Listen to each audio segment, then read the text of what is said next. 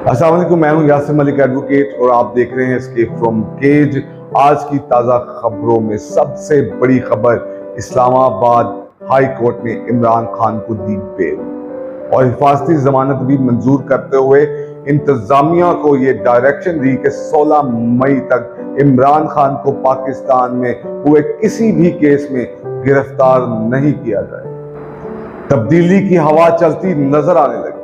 PDM की चीखें 7वें आसमान से भी ऊपर। इमरजेंसी का शोर, नया प्लान क्या बनने जा रहा। इमरान खान साहब ने जनरल आसिम मुनीर को सख्त बाउंसर किए, उनके बारे में क्या कहा और चीफ जस्टिस को धमकियां किसने लगाई, ये और बहुत कुछ इस वीडियो। गुज़िश्ता शब इमरान खान साहब के गिरफ्तार होने के बाद जब सुप्रीम कोर्ट ने इंटरवीन करके इमरान खान साहब की रिहाई का हुक्म किया और हाई कोर्ट के ऑर्डर को रिजेक्ट कर दिया और दोबारा से प्रोसीडिंग वहीं से स्टार्ट होने की डायरेक्शन दे दी जहां से इमरान खान साहब को गिरफ्तार किया गया। उसी सिलसिले में इमरान खान साहब को इस्लामाबाद हाई कोर्ट में पेश किया गया। पेशी के दौरान सख्त सिक्योरिटी का इंतजाम किया गया। इस्लामाबाद हाई कोर्ट ने तमाम जमानतों को मंजूर करते हुए हिफाजती जमानतें भी दे दी, जिसके मुताबिक अब पीडीएम गवर्नमेंट या कोई भी इंतजामिया इमरान खान साहब को पूरे पाकिस्तान में किसी भी केस में गिरफ्तार नहीं कर सकती। ये इसी तरह है कि जब आपके मुताबिक हवाएं चलने लगती हैं, जब आपके मुताबिक काम होना शुरू होते हैं, जब स्याह बादल घटना शुरू होते हैं, तो आपको हर तरफ से ठंडी ठंडी हवाएं आने लगती। इमरान खान साहब की तब्दीली की हवा हर तरफ चल रही। अवाम का जो पुरजोश एहतजाज था उसने अपना काम कर दिखाया। मुल्क के मुक़्तदर हल्के ताकतवर लोग सर जोड़कर बैठ चुके, वो अपनी किसी ना किसी प्लानिंग के अंदर मसरूफ।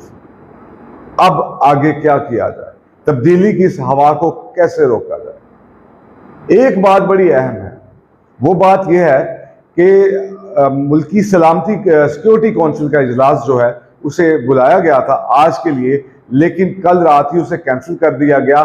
उसके बाद जो सबसे ज्यादा अहम चीज थी कि तमाम ऑल पार्टीज कॉन्फ्रेंस जो है उनका एक इजलास बुलाया गया। वहां पे आगे की जो सूरत हाल है उसे, उसका जो लाहे अमल है उसे तय करने के लिए अब चीजें की जाए। अब सिक्योरिटी काउंसिल का इजलास क्यों कैंसिल हुआ, यह भी पीडीएम के लिए एक अलार्मिंग सिचुएशन है। अलार्मिंग सिचुएशन इस वजह से है क्योंकि पीडीएम गवर्नमेंट इस सब सूरत हाल में इस्टेब्लिशमेंट को डालकर पीछे से इतनी खूबसूरती से गायब हो गई कि कमाल था। मतलब ऐसी कोई मिसाल नहीं मिलती। कोई अहम लीडर, कोई अहम रहनुमा पीडीएम की तरफ से पाक फौज को डिफेंड करने के लिए भी नहीं आया। डिफेंड करने के लिए आई मरियम औरंगजेब, डिफेंड करने के लिए आया अतातर।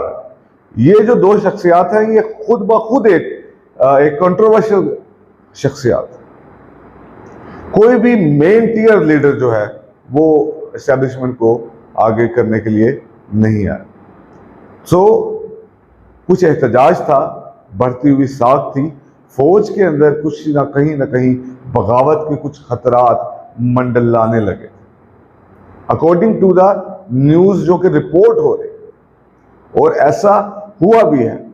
कुछ जो चीफ नेवल स्टाफ हैं या चीफ एयरफोर्स के जो चीफ हैं उनकी तरफ से भी रेजिस्टेंस आई, जो कि खबरों के मुताबिक, जराए के मुताबिक जो हमें खबरें मिलती है। सवाल यहां पे ये पैदा नहीं होता कि ये सब कुछ हुआ या ये सब कुछ होने लगा है। आखिर मैंने कहा था कि ताकत जानी होती है। एस्टेब्लिशमेंट कैसे किसी अनपॉपुलर गवर्नमेंट के साथ इतनी देर सरवाइव कर सकती, कैसे एस्टेब्लिशमेंट जो है वो एक अनपॉपुलर पार्टी के कहने पर ऐसे ऐसे गैर कानूनी काम करने के लिए राजी हो सकती है और कब तक राजी हो सकती है। ये सब हर तरह का गैर आईनी काम करते हैं, गैर कानूनी काम करते हैं, और हर तरह से जो है दूसरों को मियाँ फसीहत मियाँ नसीहत बन बन के मिलते हैं।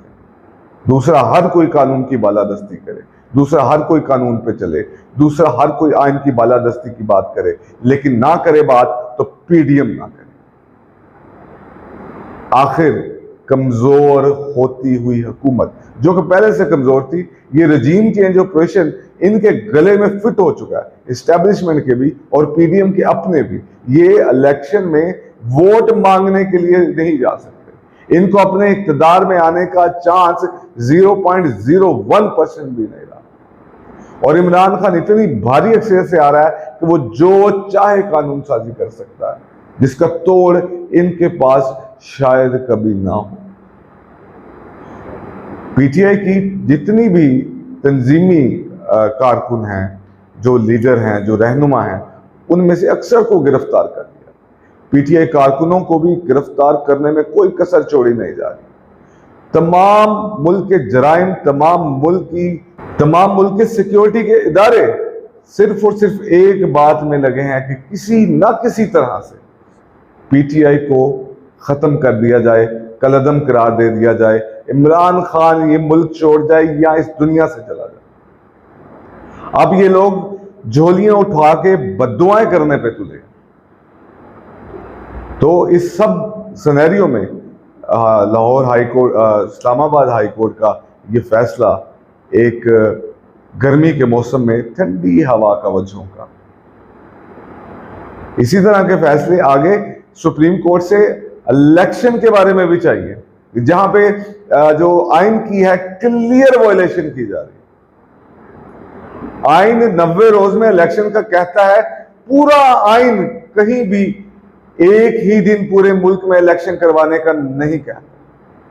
निगरान हुकूमतें बिल्कुल इलीगल हुकूमतें हैं, जिनकी कोई लेजिटिमेसी नहीं है, जो बिल्कुल गैर कानूनी, वहां पे कोई बात नहीं आएगी। जब इक्तदार से जाने का खौफ हो, जब किसी दूसरे के मजीद पावरफुल होके वापस आने का दौर हो, तो चीखें तो 7 आसमानों से ऊपर सुनाई देंगी। इस पे आपस में मुशावरत हो रही है ताकि मुल्क में एमरजेंसी का निफाज किया जा सके। लेकिन इस एमरजेंसी के निफाज में सदर आरिफ अलवी सबसे बड़ी रुकावट है, क्योंकि एमरजेंसी लगाने के लिए सदर की मंजूरी जरूरी है।